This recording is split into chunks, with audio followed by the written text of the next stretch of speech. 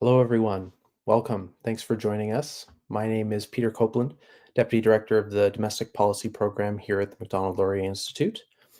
And we're here today to talk about freedom of speech in the context of professional regulations. It is a fundamental liberty of all Canadians, the right to freedom of expression. But free speech today is under attack by a new form of censorship. Professional associations are increasingly attempting to silence members who dare to speak freely against ideologically driven political and social agendas. Many professionals are engaging in self-censorship out of fear of reprimand. They can't risk being publicly canceled or worse, losing their careers. In this discussion, we'll explore Canadian Constitution Foundation Litigation Director Christine Van Geyn's recent MLI publication, The New Censorship.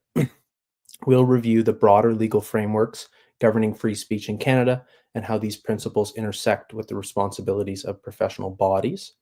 And since publication, we are proud to say that Christine's paper has motivated a legislative proposal in Alberta, which we'll also explore later on. And we'll examine recent instances of free speech infringement and highlight the challenges in navigating free speech issues, especially in light of evolving legal precedents and the legal ramifications of restricting such speech. Now, today we have three panelists, three lawyers.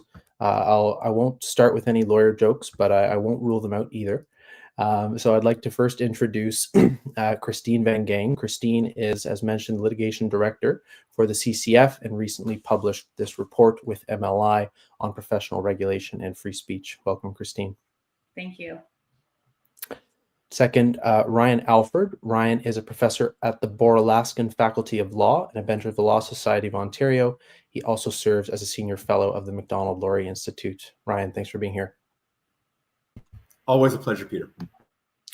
And last but certainly not least, Dwight Newman, professor of law at the University of Saskatchewan and a Monk Senior Fellow of Constitutional Law. Dwight, thank you for being here. Oh, I'm glad to be here. Great. So let's start with some stage setting. I'd like to get each of your thoughts on the nature of the problem in regulated expression in professional contexts. Of course, starting with you, Christine. What caused you to write this paper and what issues does it address? So I think the elephant in the room might be the case of Jordan Peterson. Jordan Peterson is a well-known kind of public figure who is also a regulated psychologist. He is no longer a clinical psychologist, and he hasn't been for quite a long time. He doesn't see patients, but he's retained his license. And he was obviously subject to a number of complaints from members of the public, not from patients of his, for some things that he posted on social media, which I can get into if you're interested in hearing the specifics of what he said. But basically, we were an intervener in his case. And so I tracked his case very closely. We intervened to argue for broad protections for the right to freedom of expression. Unfortunately, Dr. Peterson was not successful on his judicial review. And I was just really interested in the case and in the outcome and how this case was juxtaposed to some other cases where the standard of review was different. That's something we can also get into. That's part of my proposed solutions. A case involving a nurse in Saskatchewan named Carolyn Strom, who was disciplined for posts that she had made on Facebook advocating for improvements to end-of-life care for people in long-term care facilities. And she had her discipline overturned, but the outcomes were different. But the similarity between them was that the process for these regulated professions became the punishment. That we've seen this sort of trend of more and more cases of people in regulated professions, and many Canadians are in regulated professions, and we're seeing more and more the regulator of those professions sort of expand the scope of what they claim jurisdiction over, and claiming the power and the ability to discipline their members for speech that is off duty, so made on private time of the member, so not during their clinical practice or the practice of their profession, and that doesn't even have a real connection to the profession. So instead of disciplining a lawyer for stealing money from a trust account, which is clearly what the Law Society exists to do, to disbar lawyers who steal from their clients. We see the Law Society in Alberta disciplining a lawyer who actually happened to be a former minister of the government for getting in an argument with his neighbor over an internet meme at the end of their driveway. So just a lot of cases, especially during the pandemic and post-pandemic, of this expanding claim of jurisdiction. And professionals have a right to free speech, just like every other Canadian. They don't check those freedoms at the door when they enter the profession. So that's sort of what triggered my interest, some of these cases that we had really worked on within the CCF. Right. Yeah, so a clear catalyst, but part of a much larger trend, as you note, Christine. Ryan, I'd love to get your take on this. Do you see the same sorts of problems in aspects of law that you work on across the country?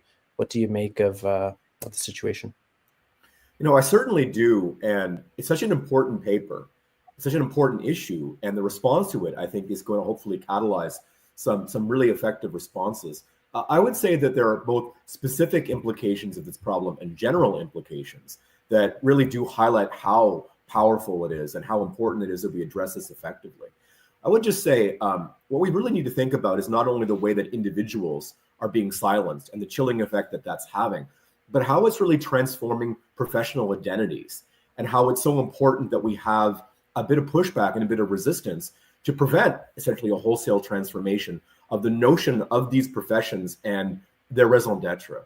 And I would say it's quite easy to see this in the basic transformation of some of these fundamental concepts of professional discipline. So whereas the whole notion of civility is often the thin edge of the wedge for these types of complaints that Christine was talking about, the idea that someone is engaged in uncivil communication. Fundamentally, we used to address this by saying you're essentially disrupting the administration of justice in such a way that it's going to harm public confidence in the effective adjudication of legal disputes, in the possibility of getting justice when you go to court in various ways. And now essentially we're having a shift towards, whereas everyone had understood that the damage was being done to the possibility of administration of justice, public confidence in the legal profession, confidence in the administration of justice, now is essentially being transformed into something like what we see in human rights codes, where there's some notion of dignitary harm, there's some sort of notion of esteem being damaged through uncivil, rude communication, or even worse, the notion that this communication is antithetical to the achievement of certain goals.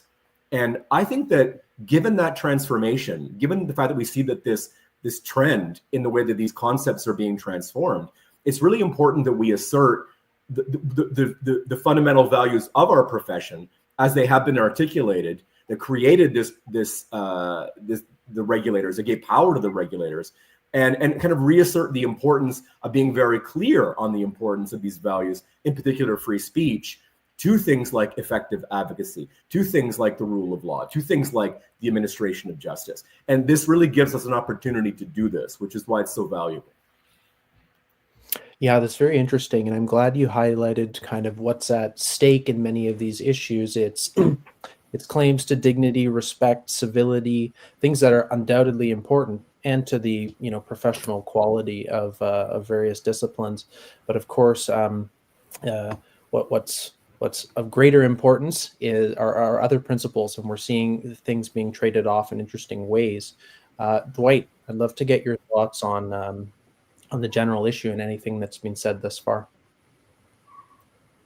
Sure. So, first of all, I want to commend Christine on this really important paper. I think it's an important contribution to Canadian public policy discussion, and I hope it will draw more and more attention to this issue.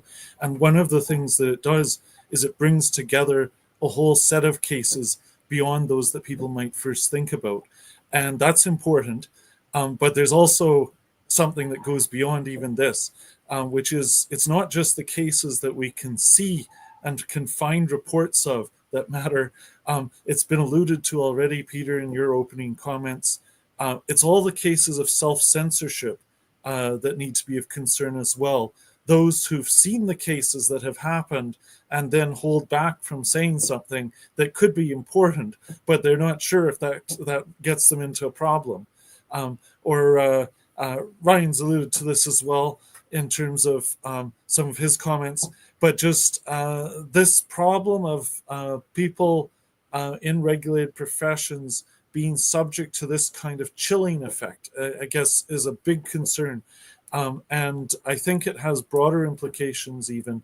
A lot of people that are in regulated professions, and Peter, you've rightly said, there are a lot of Canadians who are people who would also be very active in civil society in ways outside their professional roles. They go and serve on boards. They're involved in politics in small ways, perhaps not necessarily as candidates, but in just the broader structure of people. They're involved in that. They're involved in their religious communities. They're involved in the local school discussions. All of these places where they're not acting in their professional role, but they're contributing to Canadian public life through civil society. And if they're at risk of being essentially pursued for things there that they shouldn't be pursued for in terms of things that they've said, it makes it too risky for them to be as involved as they would be otherwise. And that's a harm not just to the particular contributions they could make in saying things, but also indeed to the broader contributions that they could make as well. So I think Christine's paper is highlighting exactly the kind of thing we should be talking about, and we need to expand out some of the implications even further. Yeah, indeed, not an insignificant number of people affected by this, and kind of a difficult to quantify extent of the problem, this self-censorship, but undoubtedly we see it come out in surveys and responses. People are really feeling this, and it is going to have, unless abated, tremendously adverse effects for our society. Before we get into solutions, Christine, I might turn to you to just for our viewers state what are the standards in play here. What are some of the tests being used that are really crucial to weighing these different considerations in adjudicating cases like this? So that's a challenging question to answer because every single professional regulator is empowered by statute, and their statutes all differ. And the standard of review can also differ as well. The standard of review is after the regulator has made a decision about discipline, for example. If you want a court to review that in a process called judicial review, the legislation can specify how deferential the court needs to be to the decision of the regulator. And that's called the standard of review. And we found that cases where the standard of review is less deferential, and there ends up being a better protection for speech. And I think part of the issue is that a lot of these regulators are technical experts, or they're supposed to be technical experts in their particular fields, whether it's accounting. Accountants should be able to understand when an accountant made a material mistake in an audit, for example. And to do that type of analysis, you need to be familiar with the work. Likewise, for medical care, nursing, psychology, all of these things. So the statutes are all different, but they all tend to have a few things in similarity. I'll give you an example from Alberta or from Ontario. The Law Society Act or the Legal Profession Act in Alberta has a section, section 49 sub 1, which relates to unprofessional conduct, or and what we used to call conduct unbecoming. It's no longer called that. In some jurisdictions, it's still called conduct unbecoming. So there's kind of two areas. There's the conduct unbecoming, which tends to bring the reputation of the profession as a whole into disrepute. And then there's professional misconduct, which is more related to something you did perhaps in the course of your professional, your conduct as a professional that you did incorrectly. So those are, and then there are also codes of conduct that are created by these different bodies. So, the Law Society would have a code of conduct in different provinces. Medical groups, whether they're nursing regulators or physician regulators, have their codes of conduct. So it all really depends on the specific legislation and codes of conduct of those professions, but they all tend to have these things in common. So you have to look at each one. But what we're finding is it's those conduct unbecoming or bringing the reputation of the profession into disrepute that we see the regulator grabbing more of the personal off-duty life of that professional. So there's a case called Ye and Chartered Accountants with an excellent line in it, and says, just because you might wake up every day and go to bed every day as an accountant, but it doesn't mean everything that you do in the course of your day is as an accountant. So if you yell at an umpire at a little league game, are you doing that in your capacity as an accountant? Probably not. And are people going to have worse of an opinion about an accountant because you yelled at the umpire at the little league game? Probably not. They're probably just going to have as much faith in you as in your ability to perform an audit. A similar case was to that sort of hypothetical example, although there was an example of a physician who yelled at a children's music recital and who faced discipline. The case that I've cited in the paper involves two physicians who were upset with fee schedule negotiations between their I guess it's essentially their union. It's the Ontario Medical Association. It's a professional organization who bargains with the government. And they reached an agreement that was unpopular with physicians. So these two physicians wrote to the head of the Ontario Medical Association in vulgar language, but no worse than something you'd see playing a video game, calling her name, saying this is a bad deal, cursing at her, essentially saying they didn't like the deal. And they were disciplined for that, for advocating for their financial interests. And I don't think, and one of them is a cardiologist, one of them was had a different specialty, but I don't think any member of the public is going to say, well, I no longer have faith in my cardiologist or in doctors in general, because this cardiologist was really angry about his head of his bargaining unit reaching a bad deal with the province. Like, no, it doesn't have any effect, especially because these were private emails sent to one individual, and I guess her assistant who had access to the inbox. So that's a very long answer to your question, but every regulator has its own statute, its own codes of conduct, but they all have some similarities that are vulnerable all in the same way. Yeah, no, it is really helpful, Christine. Important to have a degree of variability as professions differ, and provinces need their own jurisdiction. But I know some of the proposals, which we'll now get to, include more consistency and stringency of tests and deference to the courts rather than those technical experts. And I think you've drawn out clearly how it's quite subjective, some of these provisions of the code that refer to conduct, and then that test of whether it brings into disrepute, again, can be very easily stretched. So that's why it's important to be more stringent. So I'll turn right back to you, Christine, if you don't mind, to just say a little bit about the proposed solutions, and then Dwight and Ryan would love to hear what you think about those, or if you have other thoughts about how this might be addressed. Sure. So I have a few main proposals. One of them is, as I mentioned, the technical expertise of the members of the regulator matters, so that they can actually understand the nature of the misconduct.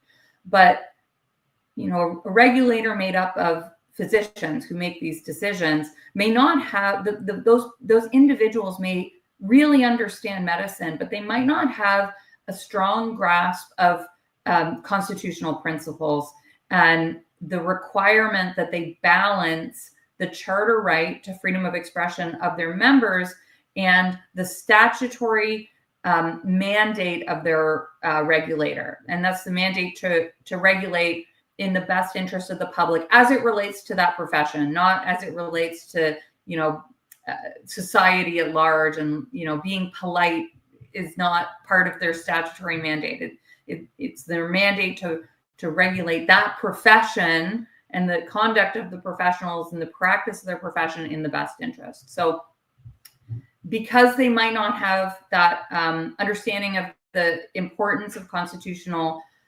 rights and the importance of doing that balancing, I think training for members of these regulators in constitutional rights is really important. And we actually have seen the outcome of in some cases by the legal regulator have more protective outcomes for speech of off-duty non-professional conduct that doesn't relate to the profession, has better protections for speech. And I think that the reason for that, there's two cases I can cite. There's the Shandro case, had a good outcome in Alberta, and a case called Hamza and the Law Society of Ontario.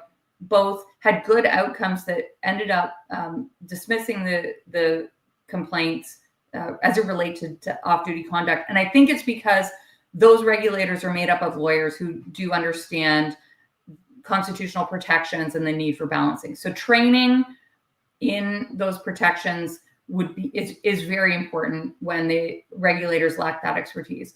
Another recommendation I have is to change the standard of review when a constitutional right is engaged.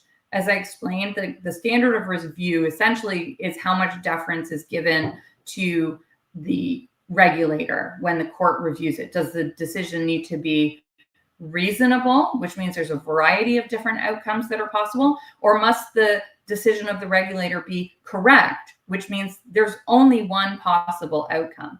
When the constitutional rights of a professional are engaged, legislatures could specify that the standard must be correctness. And I think given what we're seeing, I think that might be an important change that we could make. And I actually saw when doing this report, in the cases where the standard of review was reasonableness, the outcomes were discipline. And when the standard of review was correctness, the discipline was overturned.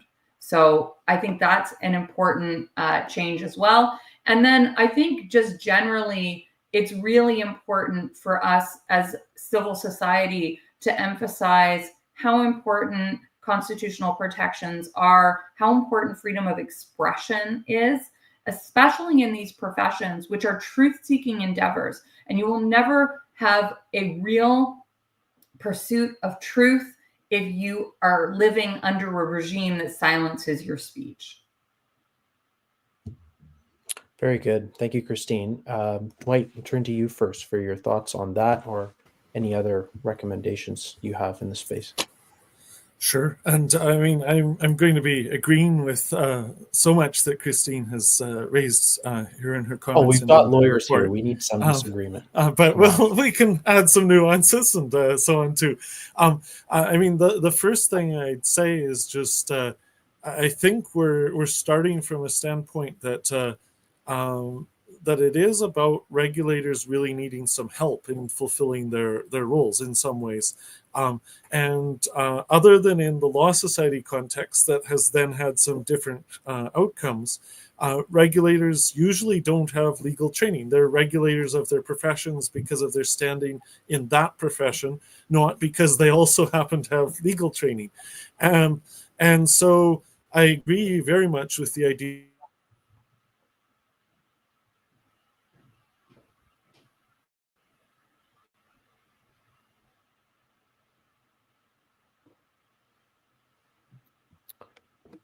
Dwight, I think lost you there for a minute. Perhaps in light of that, Ryan, could we turn to you for your thoughts? And when Dwight rejoins, we can go back to him. Well, absolutely. And I guess maybe I'll just introduce like a slight note of tension or hopefully productive disagreement here.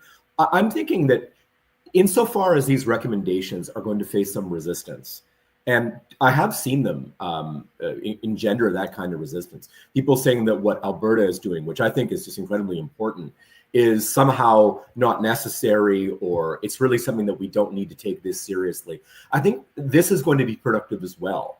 Because I guess the question is, when we see regulators like law societies essentially saying that they don't want to be restrained to very narrow statutory authority, that they see other goals as just as important as making sure that the clients of lawyers are protected from either incompetent service or from gross breaches of ethics like touching trust funds. If they feel that the promotion of certain values is so important that it warrants restrictions on freedom of speech, I think it shows us that there's a lot of work that needs to be done to kind of get at what's going on with respect to this conflict of visions. Because as Christine notes, I mean, we're in a truth-seeking profession. Truth-finding is absolutely integral to our professional identity.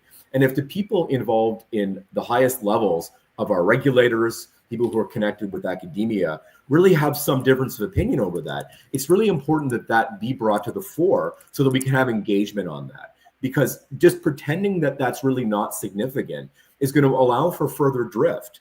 So I think that insofar as we're promoting something that we think is, has a lot of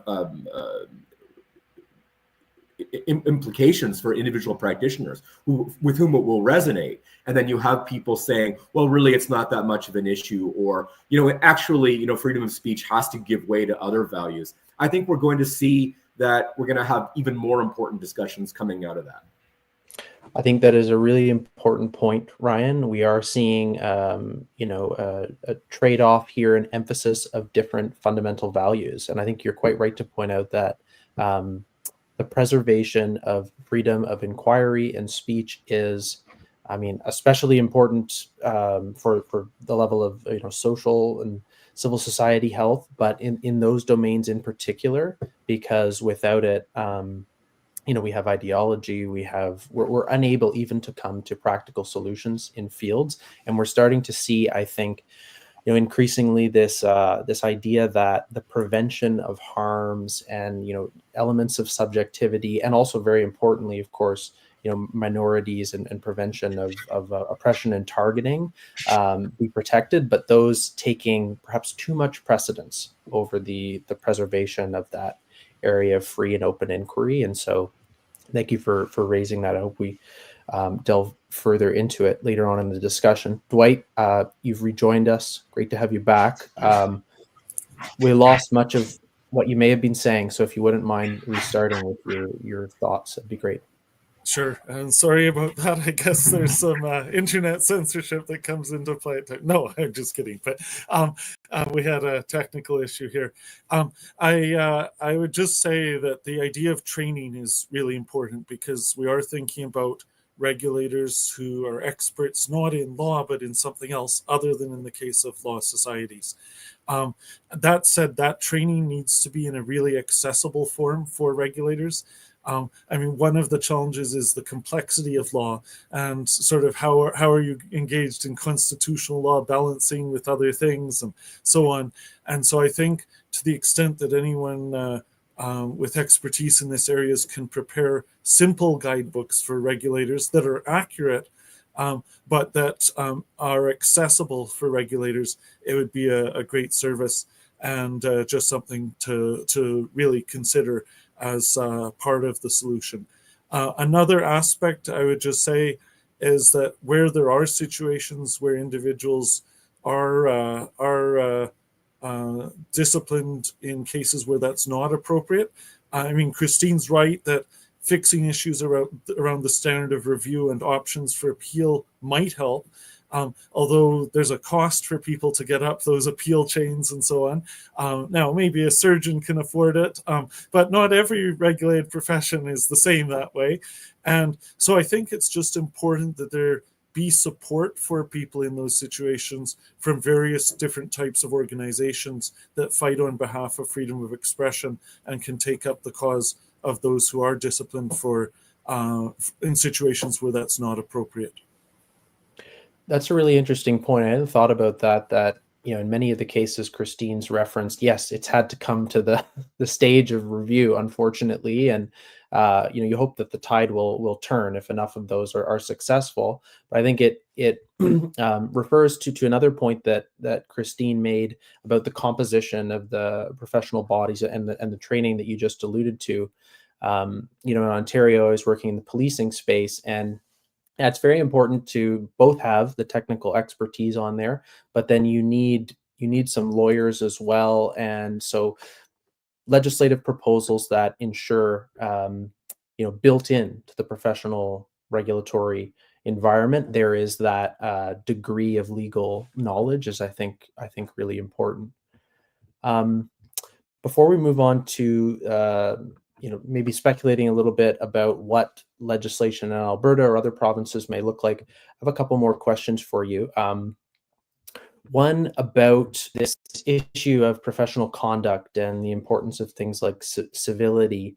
Um, some people undoubtedly believe, because the cases are being decided this way, that things like decorum, respectful speech, and a certain demeanor are like essential aspects of professionalism, you might say. And of course, to a certain degree, that is important for professionalism.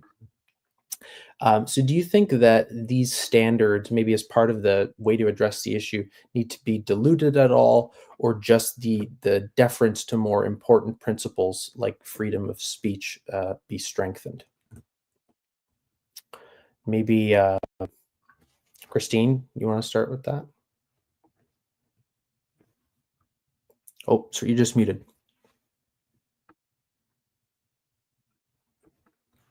Sorry there. So the cases that I looked at were not really necessarily civility cases. And I do think that there is a role for civility. That's more like something that I've seen in the law society context. And look, sometimes that actually is an issue. For example, if opposing counsel is sending people to leave bad reviews, fake bad reviews on your firm Google reviews, or if they are in their correspondence with you. I've seen cases where there are all kinds of threats from opposing counsel. And look, that actually is part of the mandate of the regulator to ensure that that's not happening, that the legal system can function appropriately. The issues that I am seeing relates less, what I'm concerned about relates less to that. It's not an issue of, two physicians who just can't get along and they're treating each other really badly and it leads to escalating reporting. That's not really what concerns me. The things that concern me are members of professions who have said something in public, and a member of the public who saw their behavior basically weaponizes the regulator to complain against them.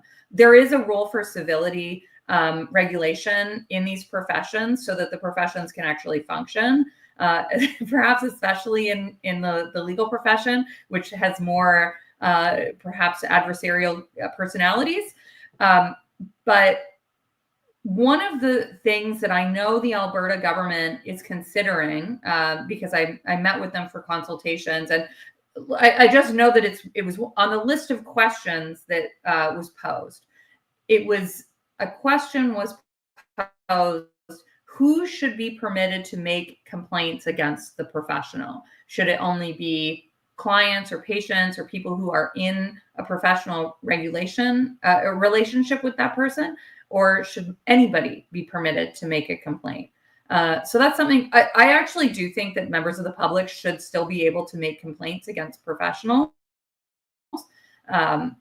But the reason they're asking this, I know, is because of the weaponization of the complaints process by members of the public. The Jordan Peterson case famously did not involve any patient of Dr. Peterson's. It did not involve any person he was in a professional relationship with. It involved people in the public who had a pre-existing dislike for this individual. And I saw this in other cases as well. Just members of the public who simply disagreed with a position of that professional and used the system to try to punish them. And that's not what the system exists for. Great. No, that's a very, very good point. And you're right that, the issue of civility, it's one aspect of this, but we're really dealing with, in many of the cases, speech that is unrelated to professionalism, perhaps. And so maybe to reframe that question for you both, Dwight and Ryan, is it some sort of issue with the definitions of professionalism here and the standards? Do they need to be diluted, or just more other principles further emphasized? Ryan, would you like to? Sure. I mean, I would just say that with respect to unprofessionalism, when there's this interplay between uncivil behavior that's also unprofessional, there are all these ways that it can be addressed, right? I mean, we have lawyers being supervised by judges for the most part in the context of their professional practice in courtrooms. We also have other law society rules that would capture really problematic behavior of the type that Christine mentions, where it implicates something like integrity, right? Where there's dishonesty or there's some sort of element of gamesmanship. There are other law society rules that clearly come into play. So I think that with respect to what's the most problematic here, which is off-duty speech that someone finds problematic for some reason, it's expressing wrongthink in various ways. This is why this concept needs to be cabined. And I think that we're always going to hear from people who have legitimate concerns with unprofessional behavior they've seen from the other side.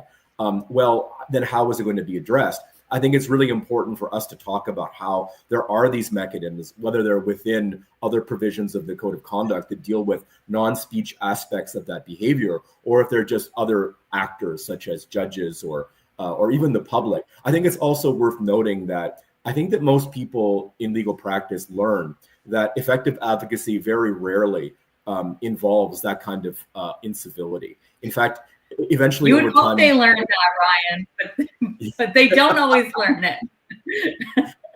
There's always that section of people who never learn, but there are usually people get in trouble for other reasons as well. So I think I'll just point you to Hamza again, as you will know. Very good. Dwight? Yeah, I guess I'd just say that what we really need is good judgment exercised by regulators that's well informed by freedom of expression principles, and that results in reasonable clarity about what people can and can't say. And I put it that way because I actually don't think that every instance of off-duty speech, as it were, is such that it doesn't reflect on the profession. And Christine drew the interesting distinction between the accountant who goes and shouts at the umpire in a baseball game, where that's kind of an accepted thing, versus the professional who goes and shouts in the middle of a music recital, not so acceptable, just by social convention. I don't know if that should be disciplined in quite the same way, but you could certainly imagine more extreme scenarios where it is something that should be disciplined, in my view, or at least is potentially something that should be. Imagine 6 accountants who go and shout racial epithets at the umpire or the conductor. We would want something to bring that into check, and that's where there's room for good judgment that respects freedom of expression. Although, as Ryan says, there may be other ways that some of these things can be dealt with, and something so extreme, the public might actually take up a disciplining function in its own right, saying, don't go to those accountants. I'm sorry to pick on accountants if we have any accountants in the audience, but I needed some example. So that would be my reflection there. Well, that's interesting. Maybe before moving on, I wonder if either of you have thoughts about that comment. Maybe other aspects of the code of conduct potentially making up for this. Yeah. So one of the things that comes from the case law that I think what what Dwight is alluding to is there needs to be a nexus or connection between the conduct and the profession. And perhaps the more extreme the conduct, for example, not involving speech, but say you are convicted of like a criminal offense, that is off-duty behavior that is extreme, that could attract discipline, even though your conduct might not actually have anything to do with the profession. It's just extreme off-duty behavior that could be worthy of sanction. The less extreme the conduct, the more requirement there is to show a connection between the conduct and the profession. And the case law gives us some things to think about when finding this connection. So according to this case in Saskatchewan called Strom, what the regulator should consider is the nature of the profession. So, the legal profession relates to the administration of justice. So, say your misconduct was in relation to getting in a cocaine and alcohol-fueled fight at a nightclub, and then resisting arrest by police. There's an example in the case law like that. So that relates to the nature of the profession. And then you ask about the relationship between the misconduct to the work of the profession. You consider the personal characteristics considered necessary to practice the profession, and whether the person, when they were engaging in these acts, whether they were publicly saying, I'm a member of this profession. So in that example that I gave you of the cocaine-fueled fight at a nightclub, that particular lawyer was yelling and screaming, "I'm a lawyer." So it sort of does bring more attention to the fact that he's a member of that profession. Contrast that to a case in Ontario from the physician regulator, where a physician who did not identify herself as a physician was at her church, her Greek Orthodox church, and she got into a disagreement with the priest about the COVID protocols around the holy ritual of communion, which in that tradition uses a communal spoon, and there's a theological belief around the use of a communal spoon that disease does not spread through communion. And she got into a disagreement with her priest, did not identify herself while expressing these theological beliefs, but still was subject to discipline as a result. It was not discipline, sorry, she was subject to a caution by the regulator, which has implications on her practice, but is technically by the regulator not considered discipline. So those are some things to think about coming from Dwight's comments. Very good. Okay, one final question from me before we go to some audience questions. In addition to removing the excessive deference that you've noted, Christine, given to regulators and more stringent review, and the application of the charter, and then requiring a clear link to the profession, as we've just been talking about, what do you make of the claim that the charter maybe is increasingly unreliable, a thing to apply to under the Oakes test, which some would maybe say is too value-laden and subjective, and a philosophy of jurisprudence that seems to allow for the meaning of words to change over time? Maybe I'll start with you, Dwight, for that. Well, it's a big task to fix not just the regulation professions, but all of charter jurisprudence in just one show here. I mean, I am sympathetic to the underlying concerns of the question, in the sense that the way in which charter interpretation is working creates some challenges in terms of the predictability of charter jurisprudence, and that relates back to the point I was making earlier. How do you train regulators outside the legal profession in an accessible way when the law is so complicated and sometimes so unpredictable? And so I don't want to say, though, that there aren't things that can be stated clearly about the law on freedom of expression. And I think the question might lead us to think too much that way.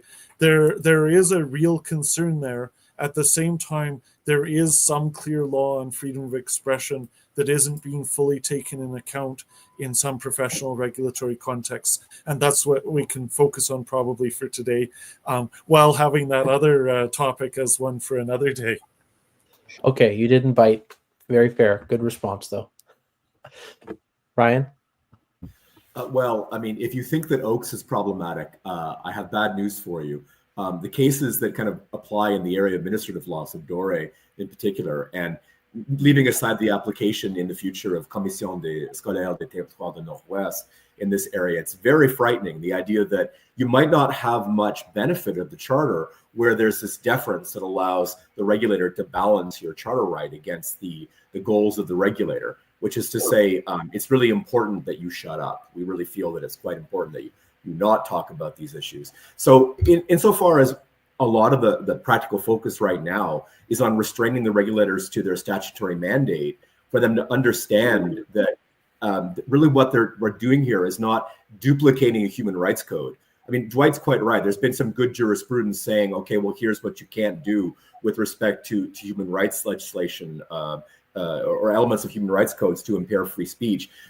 When the regulator tries to turn their code of conduct into what is effectively via the back door a human rights code, that's really problematic. So insofar as we don't want to just get down to where they can rely on that deference on balancing charter values, because the process to some degree is the punishment here. You don't want to have to take it on judicial review to the courts to get that remedy.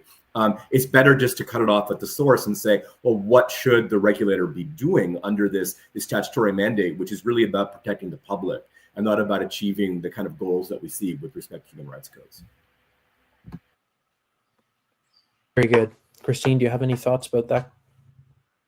We can move on to another question. I mean, I obviously, I do have a lot of concerns about Dore. I have a lot of concerns about Section 1, and I think that we're doing as much as we can at the Canadian Constitution Foundation to litigate on issues of freedom of expression and create good, strong precedents that are affirming of the constitutional protection of freedom of speech and expression. So the solution to bad case law, we hope, is going to be some better case law, and we're trying to create some of that. But I share a lot of these concerns, obviously. But yeah, I don't have a solution to all of the problems with administrative and charter law right now. It's too ambitious a task to write about in one paper. More webinars to tackle that. Very good. Okay, so an audience question for you, Christine, from Joanna. Can you offer thoughts about whether professional bodies like the LSO, I think that's Law Society of Ontario, should investigate malicious and vexatious complaints made by licensees against licensees as a bullying tactic? So I don't know if that already happens or not. I think Ryan might be better placed to answer that. I'm inclined to think no, not really, because I don't want further weaponization of the system. But a lot of vexatious complaints are in Ontario and most places, I understand, under the law societies are reviewed at an initial screening stage, and if they're identified as vexatious, they're I think any lawyer knows, people who've been through this. You get a complaint about your conduct as counsel, and the law society notifies you that there's a complaint, and a few weeks later you're notified that the complaint has been dismissed, and it usually involves a self-represented litigant on the other side. But I don't know if there's any type of system to sanction vexatious complaints when they're brought by other professionals. Ryan, do you know? Yeah, when it's fellow lawyers and you threaten a law society complaint in order to obtain an objective for your client. So you're saying essentially, you violated the rules of professional conduct. I'm going to complain to the law society unless you do X. That's a specific violation of the rules of professional conduct. Mm-hmm. I guess what I would see is the kind of broader problem is when it's non-licensees. So you have people who see speech on the internet, for instance, and they make these complaints. They may get screened out initially. They may go a little bit further when it seems like the conduct at issue is kind of just really problematic and the people who are charged with that just say, well, yes, but we don't want to be seen as not taking that kind of concern seriously, right? Where the speech is misogynistic, as it was, for instance, in Hamza, as you know. So the problem, I think, is that there is a communication back from the Law Society that says, look, this just isn't the kind of thing that we do. I think you need to understand that. Because unfortunately, as a regulator, we don't have any kind of possibility. I think it would be very hard to imagine a possibility of having sanctions on people who are non-licensees because our authority is over licensees. Mm-hmm. Yeah. Oh my goodness. There should not be authority over non-licensees. Very good. Let's move back, if you don't mind, to the proposal in Alberta. Just talk a little bit about that. Christine, you mentioned you've been involved in some discussions. What can you say about what may be contemplated there? And do you think then this would prove opportunity for other provinces to copy and adopt it? So I don't know for sure that the Alberta government made these recommendations following reading this paper. Although what I would say is that some of the cases that I cite that I describe in the paper are not described anywhere else. So either they did the same research that I did, or they read my paper. So I don't know which one it is, but they certainly cite some case law from Ontario that I would. Oh, sorry. Are you guys still there? We are. Okay. So I was invited to go to Alberta to talk about they're doing a review of every different area. So they're doing separate reviews. So they're doing one for doctors, they're doing one for the Law Society, they're doing one for nursing, for accountants, they're doing them all separately. And I suppose that makes sense because every single one of these professions has different statutes, they have different frameworks. So, and I assume they have different issues. So, there were a bunch of different questions, and it was kind of like identify which sections of. I was participating in the legal profession one. It's like which sections of the act or the code of conduct relate to speech. So that's all being identified, and kind of asking, is there a possibility for regulators to police speech and belief, off-duty speech and belief? And of course, the answer to that for every profession is yes. And that it just kind of is different in each profession. So as I said, I think the problem is less with the legal profession than with other professions where their technical expertise is not related to the Constitution. Like they haven't been trained and gone to law school and written a bar exam about how our Constitution works. But I remain concerned about the legal profession because these trends that infect society as a whole, I mean, lawyers are not immune to that.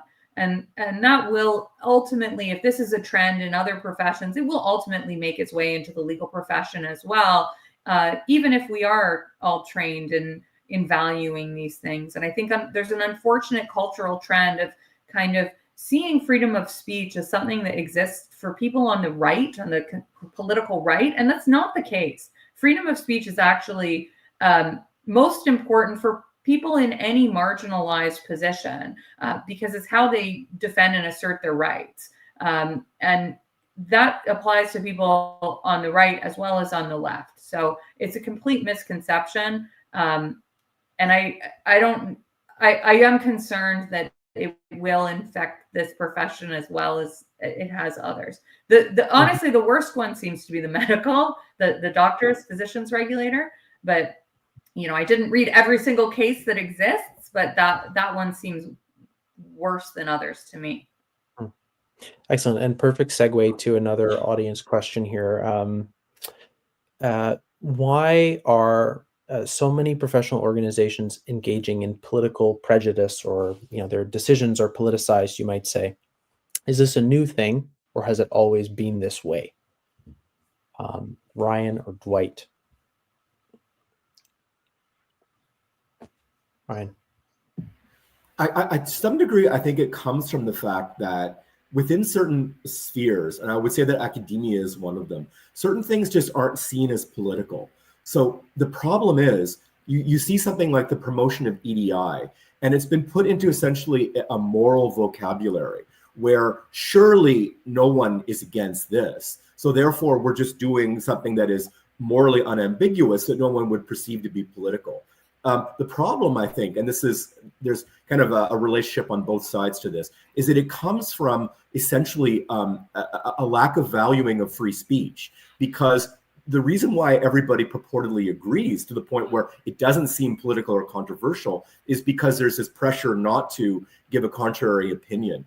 As to why that kind of dynamic exists, I think we'd probably have a very long discussion here. But I think the reason why this question highlights the importance of free speech, because that's what tends to demonstrate that the actual issue in question is political and should be one where free speech allows people to flag that and to raise the problematic aspects. Very good. Last question for you, Dwight. And I'd like to hear from each of you your closing thoughts about this issue. This is an audience question. Does Professor Newman have any thoughts on the Saskatchewan context in particular, specifically following the Strom decision? Sure. I'll just say the Strom decision in Saskatchewan stands out as a Saskatchewan Court of Appeal decision, so a Court of Appeal level decision affirming rights of an individual in a regulated profession to speak out on matters outside of their duties. In that case, perhaps popular enough speech in some ways to raise concerns about the healthcare system and shortcomings therein. And so in one sense, maybe it's not a dramatic decision, but in another way, it's become something well known in Saskatchewan. And so other regulated professions, the regulators are aware that if a regulator went too far in restricting speech of someone in a regulated profession, that caused a problem. And so I think having that kind of case out there from a higher level court that's well known does help with that educational task for other regulators. That would be my main response there. There's a lot more we could say about the Strom case, but we should turn to this wrap up. Very good. Thank you so much, Dwight. Let's start with you then, just for your concluding thoughts on this, and then Ryan, Christine, before we conclude. I'd just say it's a really important discussion to have. I think Christine's paper has been really important in advancing discussion of something that hasn't always been receiving attention in quite this way. And freedom of expression we need to be fighting for in every realm, and this is a really important realm in which that discussion needs to take place as well.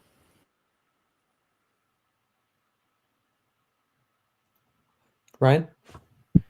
Just such an important topic, such an important paper. The response has been very productive so far. And I'm really curious to see if those who have a real problem with this, who can read what Christine wrote and say, well, I don't really see these restrictions on free speech as being all that serious. I'm really curious if they'll articulate why they don't see this value as so foundational to every profession, to truth seeking, and indeed to society, because if so, we need to have that conversation.